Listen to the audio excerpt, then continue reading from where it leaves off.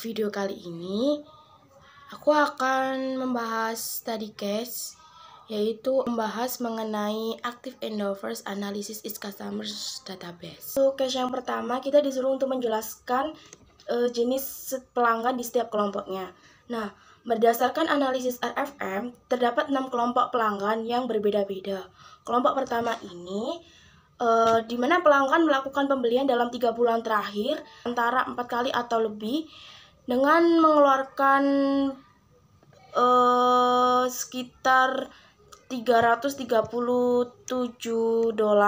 atau lebih. Untuk kelompok yang kedua ini, pelanggan hanya membeli dalam waktu 3 bulan terakhir dan hanya membeli 1 kali saja dengan mengeluarkan biaya yang relatif rendah sekitar $18,90.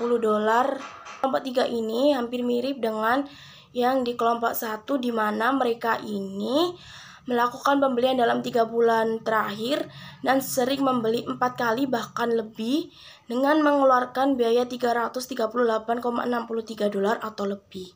Untuk kelompok yang keempat ini, pelanggan melakukan pembelian antara 3 bulan hingga 1 bulan terakhir, tetapi hanya membeli 1 kali saja dengan biaya $18,90 atau kurang dari itu. Yang kelima ini, pembeli melakukan pembelian lebih dari setahun yang lalu, tetapi mereka ini melakukan pembelian dengan jumlah yang tinggi, yaitu $337,63 atau lebih, dan melakukan 4 kali pembelian bahkan lebih.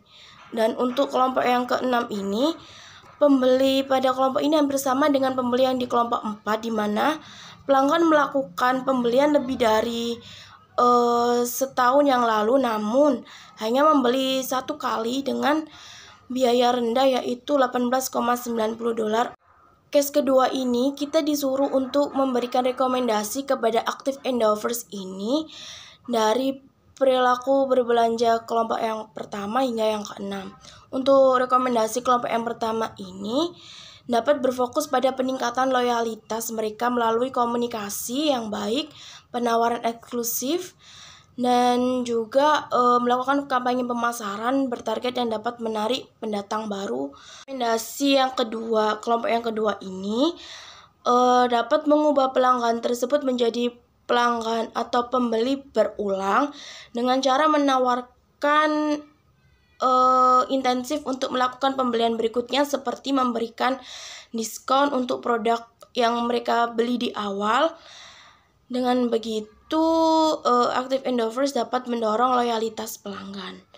Untuk rekomendasi kelompok yang ketiga, ia dapat menjalin loyalitas pelanggan berharga melalui upaya pemasaran yang ditargetkan dengan menawarkan fasilitas eksklusif seperti acara VIP. Dengan acara tersebut dapat memperkuat ikatan mereka dengan merek dan mendorong pembelanjaan berikut. Rekomendasi yang keempat ini, Active and Offers berfokus pada pelanggan tersebut agar mereka dapat terlibat kembali untuk pembelian berulang dengan cara menawarkan diskon atau promosi pada produk yang mereka minati sebelumnya. Dengan cara tersebut dapat membantu kembali minat berbelanja mereka.